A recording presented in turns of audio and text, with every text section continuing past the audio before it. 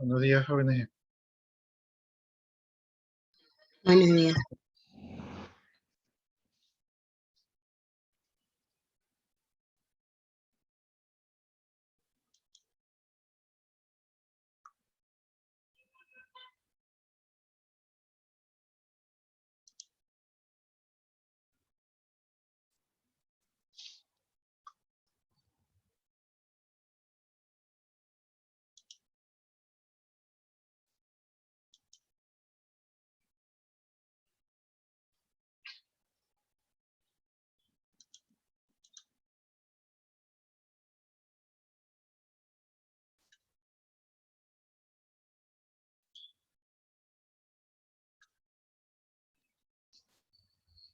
Hasta que se conecten sus compañeros.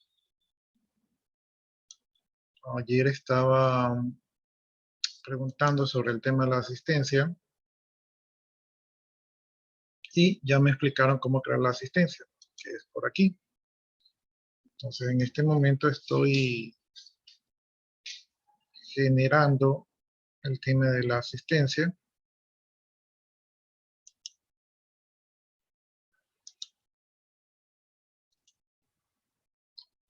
La asistencia no va a tener ninguna calificación.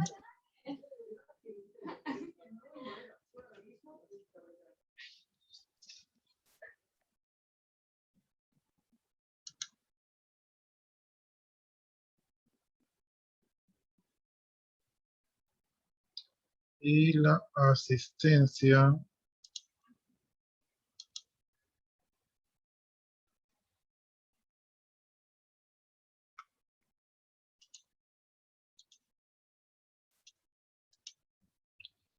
según el calendario, déjenme ver. Nosotros tenemos martes y miércoles nada más, ¿no? Entonces serían los martes y los miércoles. Ustedes tendrían que ingresar a la aula virtual para marcar su asistencia.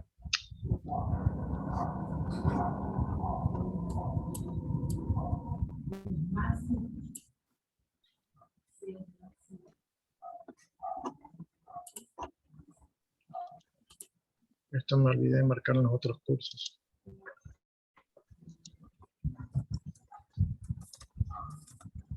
Según yo sería así. Martes y miércoles.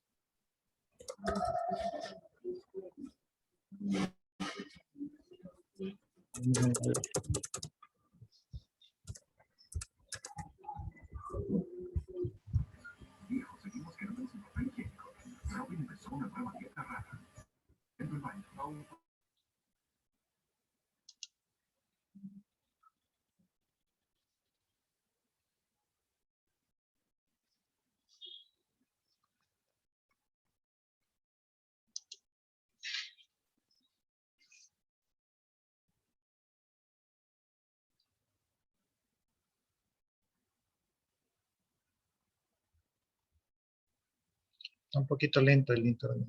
Debe ser porque han ingresado. Ya, miren, entonces en el aula virtual, aquí está el curso de nosotros, ¿verdad? Sistema operativo Linux matutino. Aquí ustedes tienen que inscribirse y aquí ya está, no sé si les enseñé esto en la última clase, pero está en el link de la clase, o sea, para poder conectarse a esta sesión de Zoom, están las clases grabadas. Déjenme ver si se cargan las clases grabadas. Ya, en este caso tuvimos las dos clases de la semana pasada.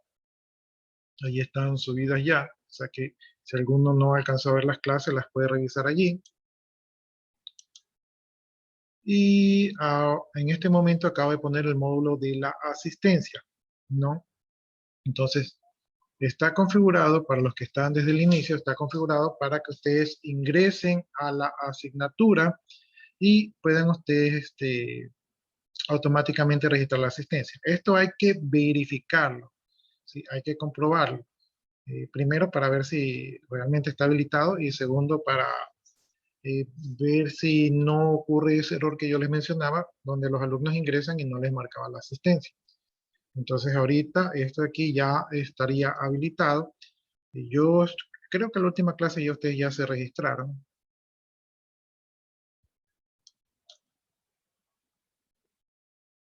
Entonces sería para que lo hagan. Bueno, ya veo que están más o menos, ya se han conectado la mayoría. Buenos días, jóvenes, con todos ustedes. Buenos días. Buenos días. ¿Qué tal? Buenos días. Sí, buenos días, jóvenes. Ya, les comentaba, a ver, eh, para iniciarlo, recuerden ustedes que tenemos el protocolo donde ustedes van ingresando y ponen sus dos apellidos y sus dos nombres ahí en el chat para yo poder registrar su asistencia en la clase sincrónica. Como les dije anteriormente, esta asistencia es solamente para un informe que yo tengo que subir de las clases sincrónicas. No necesitan poner el presente, solamente sus dos apellidos y sus dos nombres. No es necesario poner el presente porque, como yo les digo, yo ordeno los nombres. Entonces, con la palabra presente luego tengo que estar editando y borrando eso ahí, ¿no? Eso háganlo siempre, ¿no? Esta asistencia de aquí, les repito y les recuerdo que no influye en su porcentaje de asistencia. ¿Sí? O sea, si ustedes no la ponen, no se va a morir nadie, sin embargo, va a salir mal el informe y este informe sirve para que Bienestar Estudiantil y la coordinación hagan un seguimiento para ver si ustedes están asistiendo a clases. Entonces ellos ven su interés y su cumplimiento. Entonces, es bueno seguir los lineamientos, ¿no? Entonces pongan allí sus dos apellidos y sus dos nombres siempre cuando ingresen. Y por ahí creo que me quieren preguntar algo. Sí, licenciado, era para matricularme en el curso, me pide una contraseña. Ya, justamente iba a ese tema. Déjenme ver si les comparto.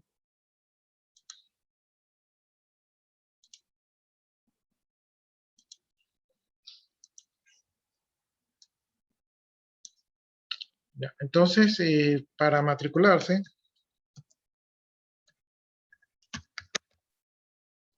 al curso, la contraseña sería así. Sería, déjenme ponerla completa.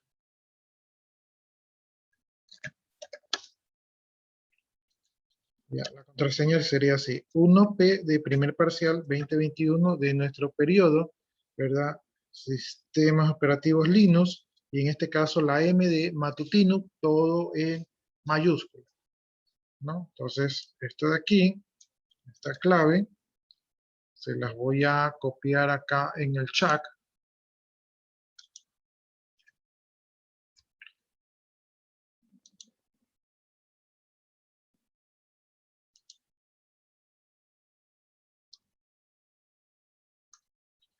Y el curso que ustedes tienen que escoger, también se lo voy a... El curso que ustedes tienen que escoger es este de aquí. Se copió medio feo.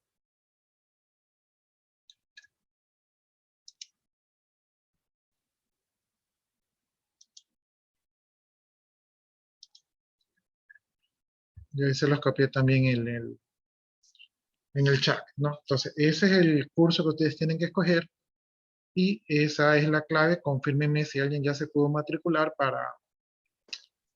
Ya, yo ya, ya me pude. ya, entonces Yo sí, también ya pude. ya, entonces También. Bien. esa sería la clave. Entonces no me equivoqué porque a veces me puedo equivocar. Ya, entonces al inicio del curso, yo les dije que ya acabo de agregar la asistencia. La asistencia, según nuestro calendario, van a ser los días martes y miércoles. Esos son los días que ustedes van a tener que conectarse obligatoriamente al aula virtual. Independientemente si tenemos clase sincrónica, ustedes tienen que todos los martes y miércoles ingresar al aula virtual y supuestamente, porque hay que corroborarlo, les va a marcar la asistencia automáticamente, ¿no? Entonces, ahí está la asistencia. Ustedes no tienen que hacer nada, solamente tienen que ingresar, está configurado de manera automática. Pero les repito y les recuerdo que es su obligación verificar que les haya puesto la asistencia, porque hay muchos problemas con esto de aquí, entonces no se vayan a confiar. O sea, si una vez sí le puso la asistencia, siempre verifiquen, ¿verdad? Como parte del proceso, porque ya les he dicho que a veces la gente no se da cuenta y les tienen ahí un sinnúmero de faltas, ¿no? ¿Y cómo verifico, profesor? Disculpe. Ya, ustedes deberían de tener,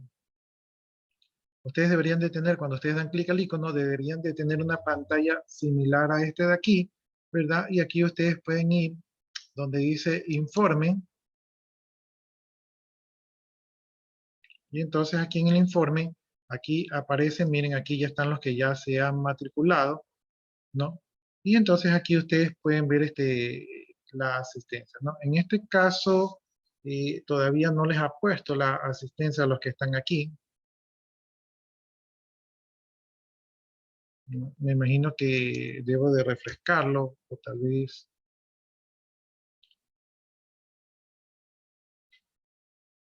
Si no les ha puesto,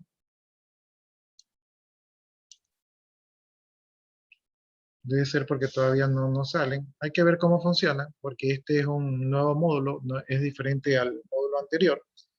Pero por lo menos aquí ya veo que ya se han matriculado algunos, ¿no? Por cierto, aquí estoy viendo sus correos. No sé si ustedes ya les indicaron de que deben actualizar sus correos para, con el formato que pide el instituto. Así que es más o menos como mi formato. En el caso mío, mi correo esjalvarado.ch, o sea, la inicial de mi nombre con mi apellido, y si está repetido, las iniciales del segundo apellido, punto, y STJBA, que son las iniciales o los acrónimos del instituto, @gmail.com. Es bueno que creen sus correos en Gmail, en ese formato formal, porque Gmail permite la colaboración, o permite utilizar sus herramientas para colaboración. Y siempre les piden un correo de Gmail, ¿no? Entonces, es buena política que saquen su correo de Gmail y que utilicen ese correo solamente para cosas del instituto, ¿sí? No lo utilicen como un correo personal, utilícenlo para cosas del instituto para que no tengan problemas.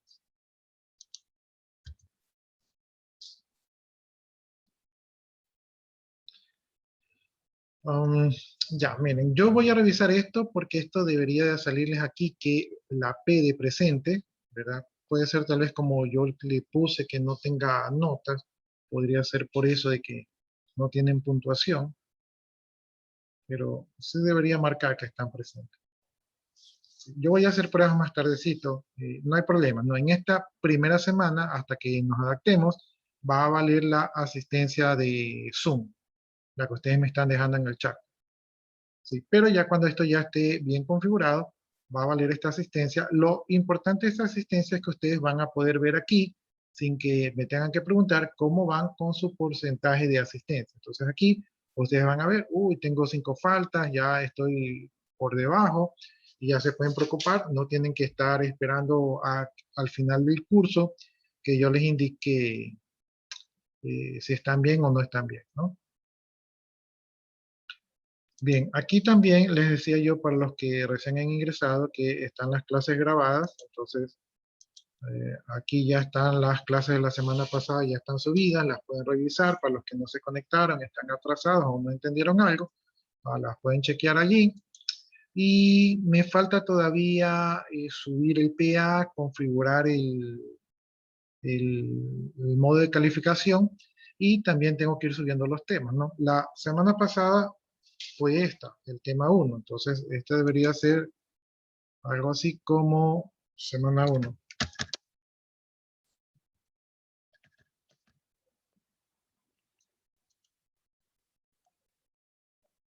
A ver si se cambió.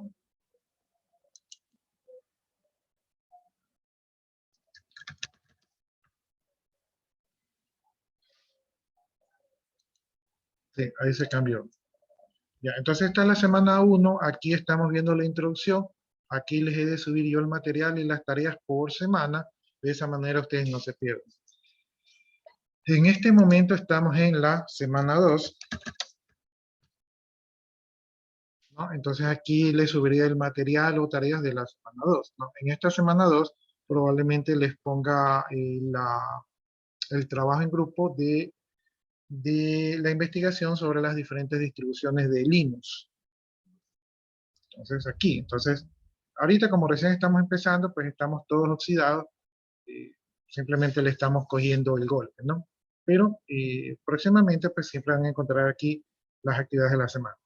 La idea de que ustedes se conecten al aula virtual y en el horario que está establecido es de que ustedes realicen las actividades que están aquí, ¿no? Según lo que está en el calendario.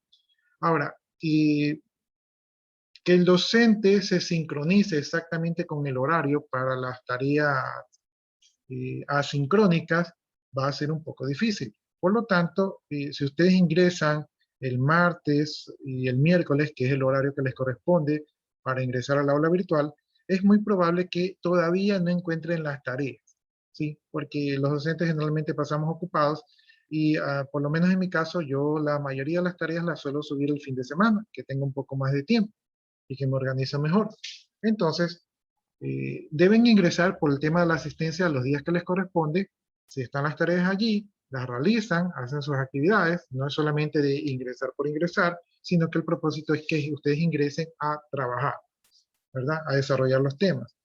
Y si no los encuentran allí en el horario, pues no se preocupen, péguenle siempre una chequeadita los días viernes, los días domingo en la mañana, porque yo generalmente suelo subir entre el viernes en la noche, sábado y domingo en la mañana, me suelo poner al día con estas actividades. Entonces ahí les he dejado las actividades. ¿Sí? No vayan a decir, yo entré, no había actividad, ya me olvido hasta la otra semana. No, revisen allí, ¿no? Eh, no sé si hasta ahí alguno tenga alguna inquietud.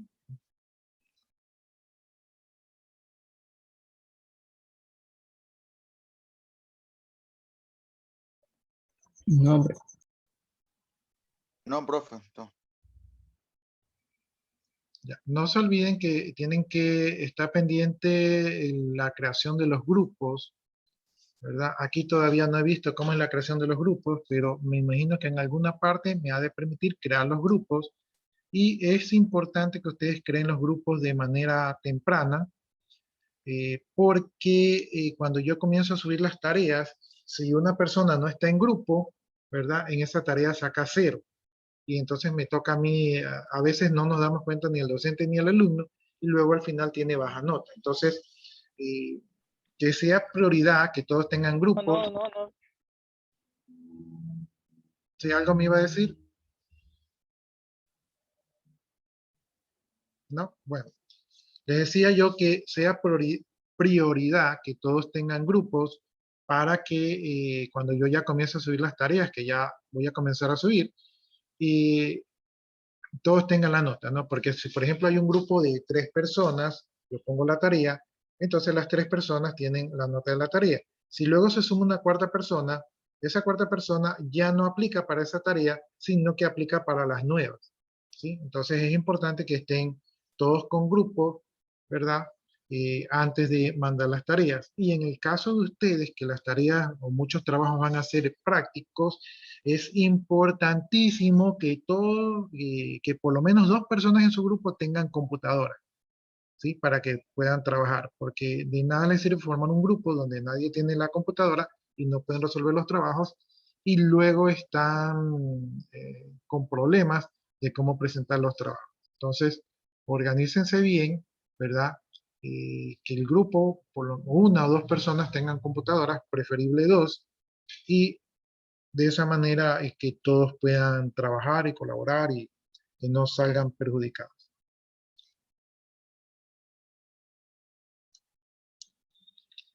Bien, entonces ya les dije cómo matricularse, ya estamos con el tema de la asistencia, todavía tengo que chequear yo ese tema porque me preocupa que no salga allí que ya están conectados, cuando evidentemente ya están conectados.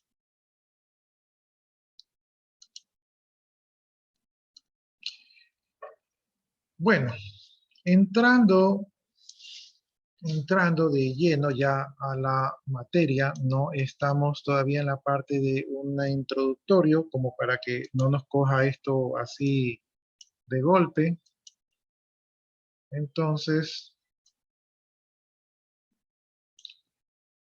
Entonces, déjenme ver dónde ubico, ya. Ya, entonces, la semana pasada, si yo no me equivoco, habíamos visto lo que era Linux, que era un sistema operativo, que era muy bueno, que era excelente, que tenía la licencia GNU, es decir, que era un software abierto, que no se tiene que pagar nada. Eh, ¿Qué más vimos? Que tenía ciertas propiedades que lo hacían robusto, como era multiusuario, multitarea y multiplataforma, ¿no? Aparte de que era desarrollado por voluntarios, que era considerado bastante estable y eficiente en comparación con Windows, que es el sistema operativo, digamos, más popular. Eh, Habíamos visto que trabajaba en modo terminal o en modo consola o también en modo línea de comando, que era una pantallita negra con letras donde ustedes tenían que escribir el comando y si no se sabían el comando, pues no hacía mayor cosa. Habíamos visto que la mayor diferencia entre Linux y Unix es que Linux era el primer sistema operativo, el considerado el mejor del mundo en todos los sentidos, y que Linux era como el hijo de Unix, ¿verdad? Entonces, por lo tanto, heredaba sus principales fortalezas, con la principal diferencia de que Unix es con licencia pagada y Linux es open source, o sea que es gratis. Diferencias entre Linux y Windows es que Linux es mucho mejor, más rápido, más eficiente, mejor administrador, ¿verdad? Y aparte que Windows es pagado y Linux es gratis, o sea, open source. Es un software de código abierto. Habíamos visto que existían las distribuciones de Linux. Una distribución no era otra cosa que lo que era el núcleo o el kernel, ¿verdad? Con programas de instalación y aplicaciones. Entonces, todo esto en conjunto, pues, formaba una distribución. Y habíamos visto las diferentes distribuciones en las cuales ustedes tenían que hacer una investigación sobre las principales eh, distribuciones actuales, ¿verdad? Y el que quería, pues, podía aprovechar el día de mañana, porque hoy día tenemos poco tiempo, para comentarnos un poco de eso y ganarse su poderosísimo punto de actuación en clase, que puede ser la diferencia entre que usted pasa al siguiente nivel y que usted tenga que preocuparse con exámenes de recuperación y ese tipo de cosas. Entonces, piénsenlo, piénsenlo, ¿sí? Medítenlo, que es algo que vale la pena. Ese es el de oportunidad. Bien, vimos algo de cómo empezó la historia de Linux, que fue un estudiante que no le gustó la versión de Minix, que era una versión basada en Unix, ¿verdad? Y entonces que tenía problemas para conectarse, entonces él dijo, voy a hacer una versión que sea así local, ¿no? Y que funcionen esas máquinas viejas ATM, que eran las famosas PC compatibles, que eran una copia de las máquinas de IBM. Entonces él dijo, voy a hacer esto, trabajó para los procesadores 386 y 486, que fueron los primeros procesadores más o menos decentes que aparecieron en el mercado. Y finalmente, pues él puso en un grupo de noticias que estaba haciendo eso y pidió sugerencias. Y entonces a la gente le gustó mucho y hoy en día tenemos lo que es el Linux, ¿verdad? Que les decía yo que eh, se utiliza bastante en diferentes dispositivos y que Android, que es también un excelente sistema operativo, pues se basa en el núcleo de Linux, ¿no? O sea que Android viene a ser como el nieto de Unix. Hablamos también de TUS, que era la mascotita de Linux y que más bien se deriva de que el pingüino parece que tuvieron smoking, entonces de allí derivaron la palabra, ¿no? Eh, ya, ahora vamos a hablar de la estructura del sistema de archivos de Linux, ¿no? Y para esto,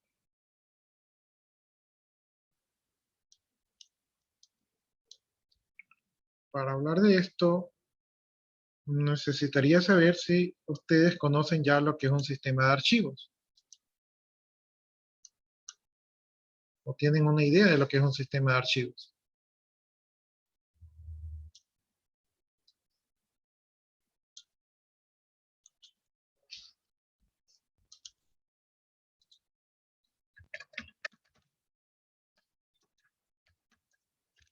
Este sistema de archivos es muy importante para lo que son las distribuciones y organización de archivos en la computadora.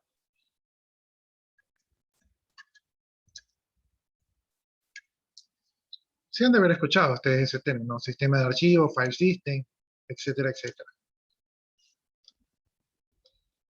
Asumo yo que sí, ¿no? Ya, pero tal vez no lo tengan tan claro porque, no sé por qué, yo creo que a los alumnos no les explican mucho esto de aquí. Miren, ustedes en la vida real tienen, perdón un segundito que, déjenme ver cómo me está sonando un teléfono que es bien bulloso. Espérame un segundo.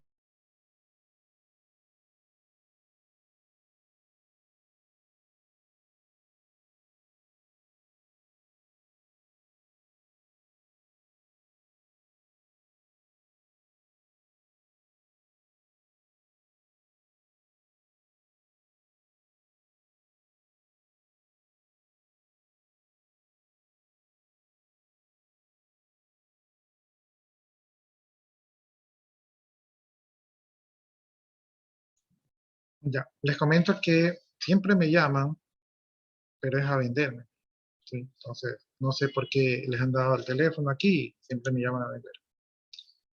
Ya, miren, en la vida real, ustedes tienen un archivo,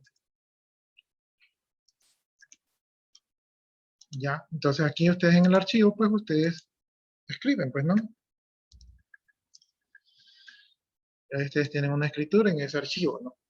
Entonces ustedes en ese archivo, cuando ustedes tienen varios archivos, ¿verdad? O varias hojitas de un tema,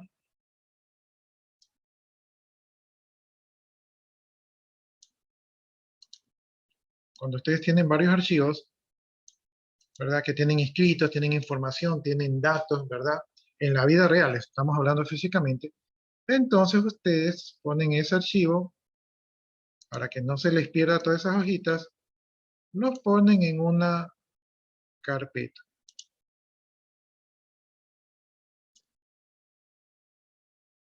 No sé si ahí eso parece una carpeta, pero la idea es que eso es una carpeta.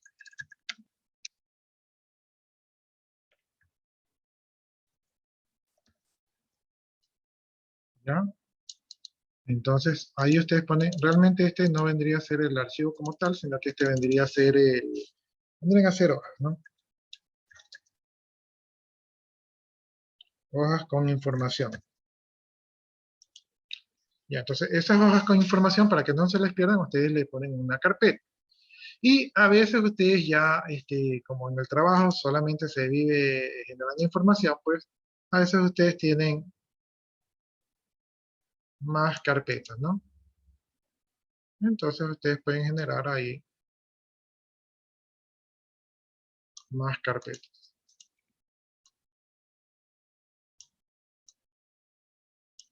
¿Ya? Entonces tienen las hojitas con los datos y ahí tienen las carpetas.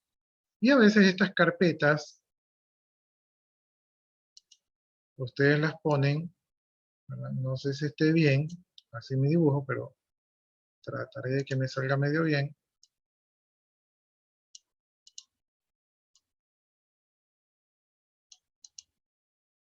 Esas carpetas, pues ustedes las suelen poner en... Les iba a decir que las suelen poner en cartones, pero vamos a ser más ordenados, ¿verdad? Y las vamos a poner en un cajón, ¿verdad? Entonces las carpetas las ponemos en el cajón. Y los cajones, ¿verdad? Para que no estén así todos desarreglados. O sea, pueden haber varios cajones, ¿no? Entonces aquí pueden haber varios cajones.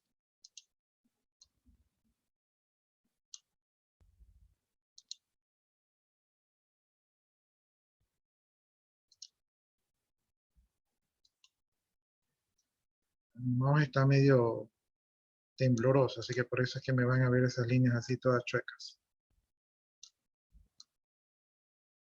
Ya, entonces, ahí están varios cajones, ¿verdad? Porque se va acumulando todo, ¿no? Y esos cajones, ¿verdad? Se van, como no pueden estar así apilados, pues se ponen en unas cosas así que se llaman archiveros. O armarios, no sé cómo ustedes le llaman, ¿no? Entonces, ahí van los cajones en estos armarios. Ahí están diferentes cajones allí. Ya, entonces, esto es en la vida real como hacemos todo físicamente, ¿no? Tenemos hojas de papel con información, las metemos en la carpeta, las metemos en los cajones y los cajones en los archiveros, y al final tenemos un sinnúmero de archiveros y hasta después tenemos una bodega de donde están todas estas cosas en cajas, ¿no? Y esto es importante porque la información suele ser relevante, ¿no? Por ejemplo, sus partidas de nacimiento, sus certificados, todo eso está archivado porque se requiere una historia de, de nosotros, o de la información que vamos a dejar. Entonces, todo esto de aquí vendría a ser una organización, ¿verdad? De información y básicamente de archivos, ¿no? Entonces, aquí esto ocurre así en la vida normal.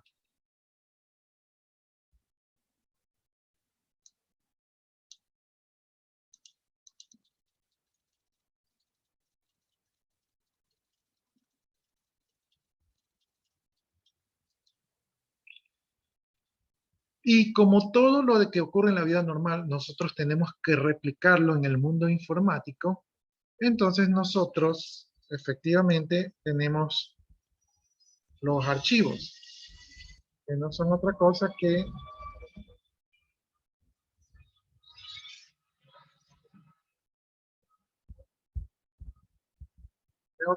información, la cual nosotros la metemos en un aparatito. No sé si me salga bien el dibujo. Vamos a ver si me sale bien el dibujo. Voy a hacerlo así, como no tengo aquí mayor... Según yo, esto es una computadora, ¿no? Digamos que ahí está la computadora, ¿no? Entonces, nosotros tenemos que meter ese archivo en la computadora. ¿Ya? Y el medio característico donde la computadora guarda la información es el disco duro.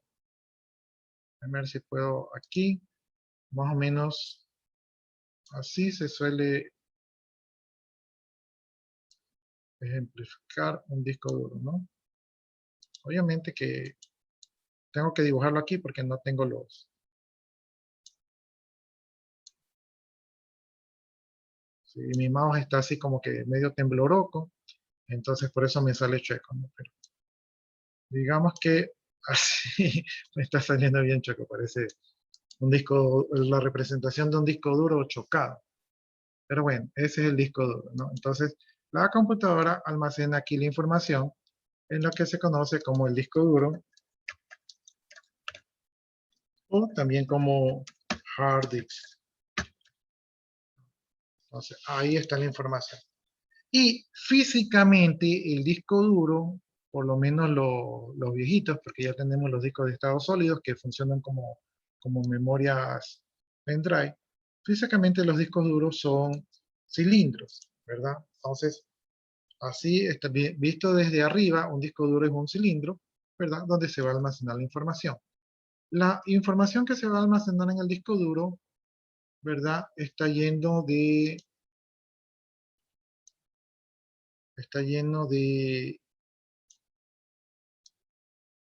pistas. ¿Sí? Un disco duro está lleno de pistas.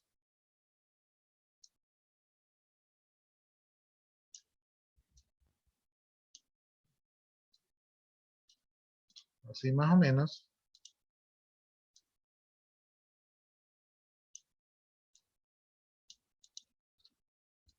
¿Sí? Bueno, así, ya ahí me están saliendo un poco más chuecas. Tiene bastantes pistas y en esas pistas se va a guardar la información. hay suficientes pistas, ¿no? Bien, este es una cara.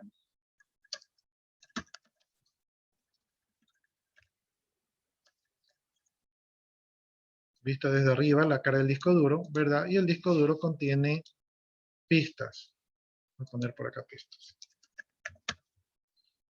Que son surcos que están allí para que allí se guarde la información. Y aparte de eso, el disco duro está dividido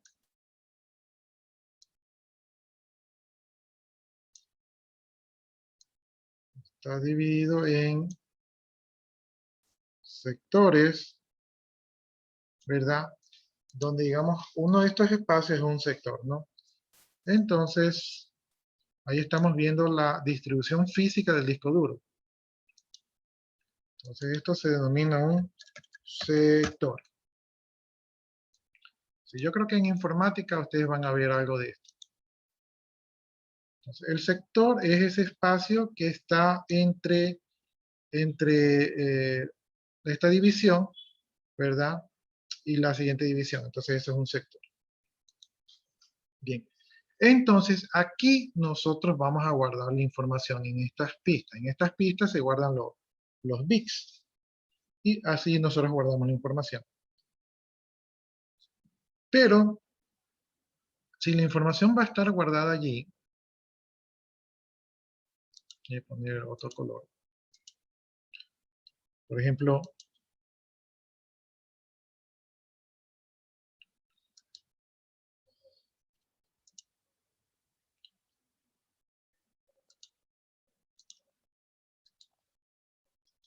ahí se va a guardar la información. Pero esta información que está guardada allí, ¿cómo yo sé dónde empieza, dónde termina, cuánto tamaño tiene, ¿verdad? ¿Dónde está la siguiente? ¿Dónde empieza un archivo? ¿Dónde termina otro? Entonces, esa información de allí, no la tengo a la mano, ¿no? Vamos a ponerle aquí VIX.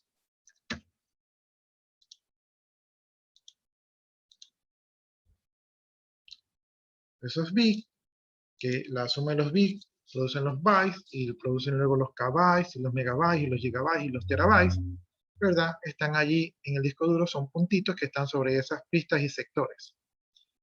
Y el disco duro suele tener varias caras, ¿no?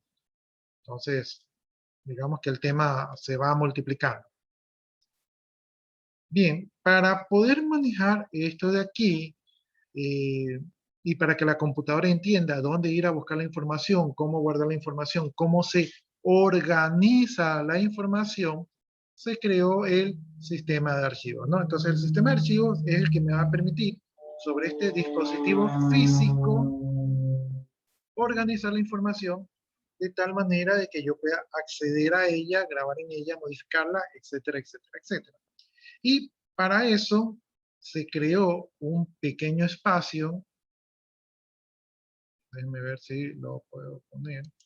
¿Verdad? Digamos que lo voy a poner por acá. No necesariamente está por acá, pero lo voy a poner por acá. Se creó un pequeño espacio, ¿verdad? Allí en el disco duro. Y ese pequeño espacio se lo conoce como el File System o el sistema de archivos, ¿no? Entonces, este sistema de archivos que está allí, que generalmente suele comenzar en una cosa que se denomina, y ustedes lo han de haber escuchado,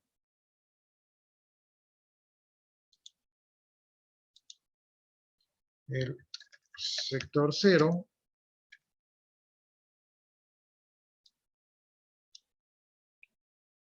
No sé si ahí queda el sector 0, pero el file system generalmente se conecta allí en el sector 0.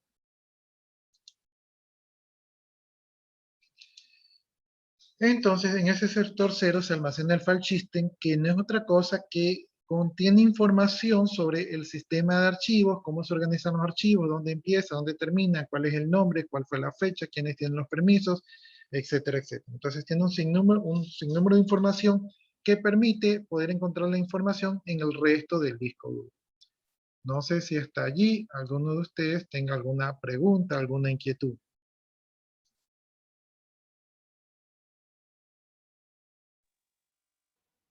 No, No licenciado. hay pregunta. No. Ya, entonces, esa es la función del file system, ¿no? Entonces, el file system, el sistema de archivos, va a ser un espacio del disco duro que va a permitir organizar la información, tal como nosotros hacemos con los archivos físicos, ¿no? Y lo vamos a organizar, pero aquí tenemos que trabajar con los bits, con los bytes, ¿verdad? Tenemos que trabajar con pistas, con sectores, tenemos que trabajar con sectores de inicio, con sectores de finales, con tamaños de clúster. El tamaño de clúster es una unidad de medida donde la cabeza lectora del disco va a leer las pistas y sectores. Entonces, un sistema que lea solamente un bit, pues va a ser una máquina muy lenta, entonces no puede leer un bit, incluso un byte puede ser demasiado lento. Entonces lee clúster por clúster, ¿sí? Entonces en esa unidad de medida que corresponde a la cabeza lectora, que es la capacidad de lectura de información, y ese clúster tiene que ser lo suficientemente pequeño para no desperdiciar espacio y lo suficientemente grande para que no sea muy lento la lectura, ¿sí? Entonces hay un equilibrio. Y dependiendo de computadora en computadora y de hardware en hardware, todos estos datos técnicos cambian, ¿no? Los conceptos son los mismos, pero cambian según el fabricante. Y por lo tanto se requiere que el sistema de archivos sea capaz de leer esos discos, leer esa información. Entonces, si yo tengo este sistema de archivos aquí y este disco duro lo llevo a otra computadora, esa otra computadora tiene que tener la capacidad de interpretar el mismo sistema de archivos para encontrar la información sin errores, ¿sí? Y por eso es importante el sistema de archivos. Es como que yo guardo la información en español, ¿verdad? Y que esa información quiera ser leída por un chino, ¿no? Entonces no la va a entender porque no tenemos el mismo idioma. Entonces, asimismo, las computadoras para entender la información tienen que tener el mismo sistema de archivos. Por eso es que ustedes alguna vez han escuchado de que grabaron un archivo, incluso en el mismo Unix, ustedes graban un archivo de Unix y en un sistema operativo Windows el archivo no es entendible o tiene errores. Si ustedes tienen un archivo en Windows y lo llevan a una Mac, el archivo no es compatible, ¿sí? O sea, no se puede abrir. Obviamente hay programas como traductores que traducen de un sistema de archivo al otro, pero se están ayudando de un software adicional. Pero de manera nativa no se puede abrir porque no es el mismo formato, ¿sí? Entonces, este de aquí es la importancia del sistema de archivos, ¿no? Cómo ustedes van a organizar la información dentro del disco duro. Y una vez que hemos entendido esto, entonces, ahora sí, podemos ir a la introducción a hablar un poquito sobre el sistema de archivos. Entonces ya, porque ya tenemos un poquito más clara la película. Entonces dice que Linux tiene o trabaja su sistema de archivos bajo un árbol jerárquico de directorios que es similar a la estructura de Unix. Como Unix es el papá de Linux, ¿verdad? Entonces ha heredado algunas de sus buenas costumbres y entre esas está un sistema de directorios jerárquicos. Cuando ustedes ven un Linux y si ustedes han trabajado en Unix o viceversa, van a encontrar un sistema de directorios familiar. Bien, dice que originalmente el Linux no seguía estrictamente la misma distribución de directorios que Unix y por lo tanto entre una distribución y otra existían algún tipo de diferencias, ¿no? Y esto, cuando hay diferencias, pues esto influye en lo que se llama la compatibilidad. Entonces, las personas que estaban trabajando en estos proyectos decidieron que se debería de crear un estándar para que todos manejaran el mismo estándar y no tener ese problema, ¿no? Y entonces nació lo que se conoce como el FHS. El FHS es un estándar de jerarquía de nombres que de alguna manera organiza mediante ubicaciones y contenidos los archivos y directorios. Es decir, que se ha creado un conjunto de reglas específicas, ¿verdad?, sobre la distribución de directorios del sistema de archivos de Linux, ¿no? Entonces, se creó como un estándar, ¿no? Sí, ya después lo vamos a entender un poquito más claro. Bien, esta estandarización pues se creó para lo que son los GNU Linux y a partir del año 95 se ha aplicado también para Unix, ¿no? Entonces, este es algo que Linux le ha dejado a Unix. El FHS simplemente es un documento guía, o sea, si yo quiero fabricar una distribución o crear un sistema de archivos que trabaje en Linux, yo voy a utilizar o me voy a guiar con el sistema FHS para ser un estándar, o sea, es una guía, no es algo, bueno, son unos estándares que se deben de seguir. Y el objetivo de utilizar este sistema de archivos es de que va a permitir que el sistema que yo cree, que yo utilice bajo este estándar, va a ser mucho más compatible con otras distribuciones del sistema operativo Linux.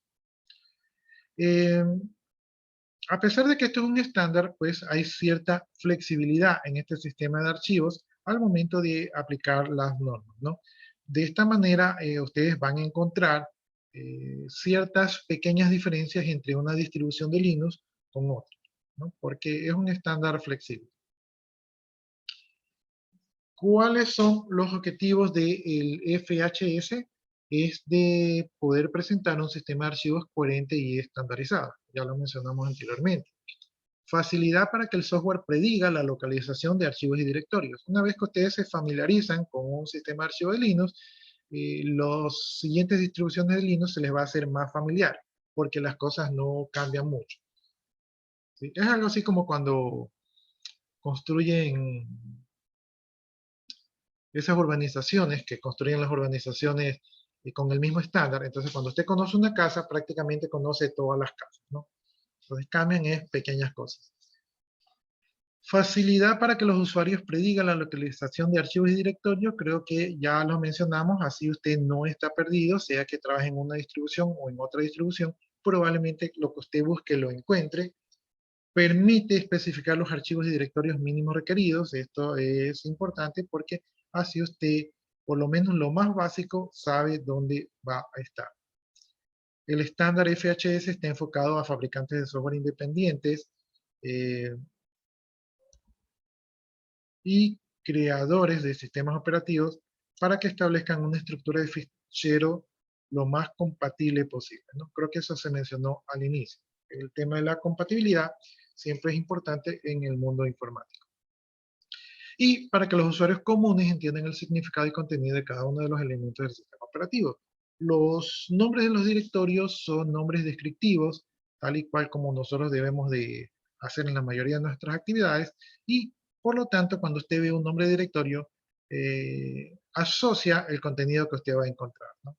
Por ejemplo, si el directorio dice imágenes, usted no pensará encontrarse rutinas de assembler, ¿sí? Entonces, eso no sería algo estándar. Bien, dice que el FHS también tiene algunas diferencias entre varios tipos de archivos que pueden haber en el mercado, en el sistema. Ya, entonces tenemos, o déjenme ver si reduzco esto para no estar un poquito más chiquito. Ya, ahí. Entonces tenemos los archivos compatibles. Los archivos compatibles es un término que ustedes ya deben haber escuchado en Windows. Son los archivos que pueden compartirse entre diferentes hosts, ¿sí? O sea, es un archivo que funciona tanto para un equipo como para otro equipo. Y tenemos los archivos no compatibles. Esos son los archivos que son propios de un host determinado, ¿no? Entonces esos archivos no se pueden compartir, funcionan solamente para el equipo donde se encuentran. Entre los archivos compatibles tenemos contenidos, por ejemplo, en el directorio var www.html. Este es un directorio donde se almacenan las páginas de internet que funcionan sobre un servidor Apache. Y obviamente como esos tienen un estándar HTML, ese mismo documento HTML puede funcionar tanto en un equipo como en otro equipo. Entonces, esos son archivos compatibles porque se pueden compartir. Yo copio esa carpeta en otro equipo y la página web funciona en el otro equipo. Y entre los archivos no compatibles tenemos, por ejemplo, el directorio Bob Group. Este es un subdirectorio donde están los ficheros de arranque del sistema que se denominan group. Entonces, en este directorio Bob Group, esos archivos de arranque son archivos que están configurados para el hardware del equipo, ¿verdad? Incluso deben de tener su propia configuración allí, de cómo debe funcionar ese equipo. Y si yo lo copio ese archivo a otro equipo que tenga otro hardware, pues esos archivos no van a funcionar allí. Entonces no son compatibles con otros equipos. Tenemos también los archivos estáticos. Estos archivos estáticos son ficheros, entiéndase por ficheros archivos, que no cambian sin la interacción de un administrador del sistema. Estos archivos quiere decir que están allí y generalmente su contenido no cambia a no ser que venga el administrador y lo cambie, ¿no? Un ejemplo de eso podría ser los archivos de configuración. Por ejemplo, un archivo de configuración del nombre del servidor. Entonces, el nombre del servidor no cambia a no ser que yo venga como administrador y lo cambie, ¿sí? Entonces, son archivos que por lo general no se mueven. Y tenemos los archivos variables. Estos archivos sí cambian sin que intervenga un administrador. Por ejemplo, tenemos los archivos de log, o también conocidos como archivos de bitácora del sistema.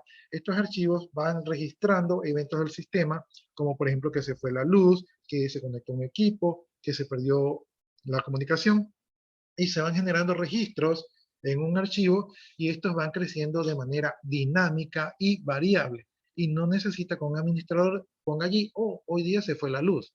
No, eso ocurre solito por la misma gestión del sistema operativo, ¿no?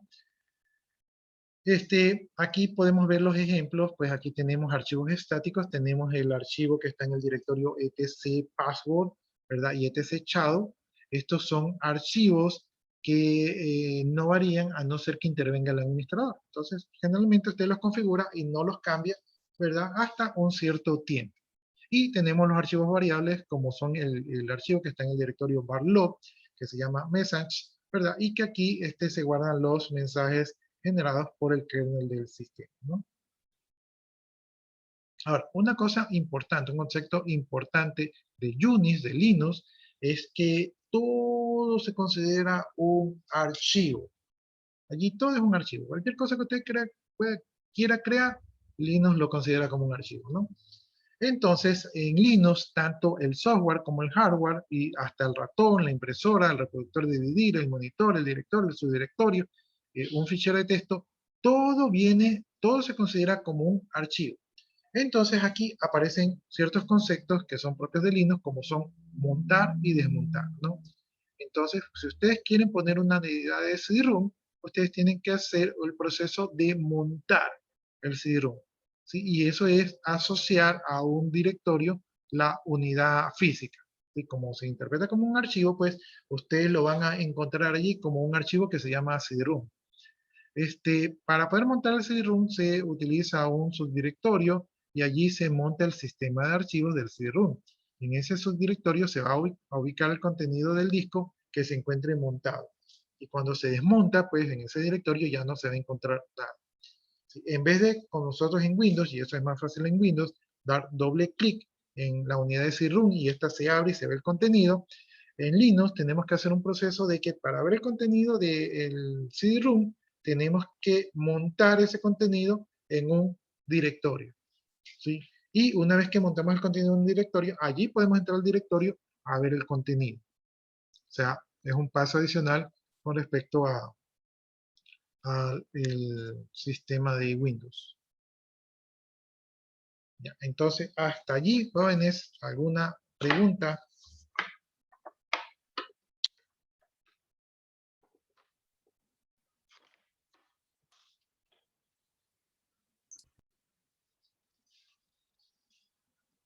¿Alguna inquietud, jóvenes? No, profe. No, profe. Ya, no se olviden los que ingresaron al último de poner sus dos apellidos y sus dos nombres por el tema del control de la asistencia. Ya nos quedan 3 minutitos. Yo en este momento estoy copiando la asistencia. Déjenme copiarla, porque a veces cierro yo la pantalla y me olvido. Y luego no la copio. Ya, ahí la copié. Déjenme grabar por si acaso. Ya, si no hay preguntas, jóvenes, entonces como nos quedan 2 minutitos, yo voy a dejar la clase hasta allí, porque el otro tema es el file system, y en 2 minutos no vamos a entender nada. Entonces lo vamos a ver el día de mañana. Si alguien quiere mañana ya aprovechar la promoción de la participación en clase, lo puede hacer hablando de la distribución de Linux, o si sabe algo de los sistemas de archivos, ¿verdad? Puede hacerlo participar y ganarse su poderosísimo punto que lo puede salvar de estarse quedando por notas. Bueno, si no hay más preguntas, entonces de mi parte, pues les agradezco su atención y nos vemos mañana, según el horario, creo que 9:30, ¿no? Déjenme ver. Sí, 9:30. Ya, les recuerdo que yo tengo clase antes con otro curso, entonces si me demoro por allí 5 minutitos es porque todavía estoy cerrando la clase con el grupo anterior. Entonces me tendrán paciencia y me esperan, o cualquier cosa me pueden preguntar al grupo del WhatsApp para si tienen alguna duda, ¿no? Bueno, entonces, muchas gracias, jóvenes, y nos vemos el día de mañana. Gracias. Gracias, profe. Hasta mañana. Gracias. Hasta luego, jóvenes. Procedo a parar la grabación.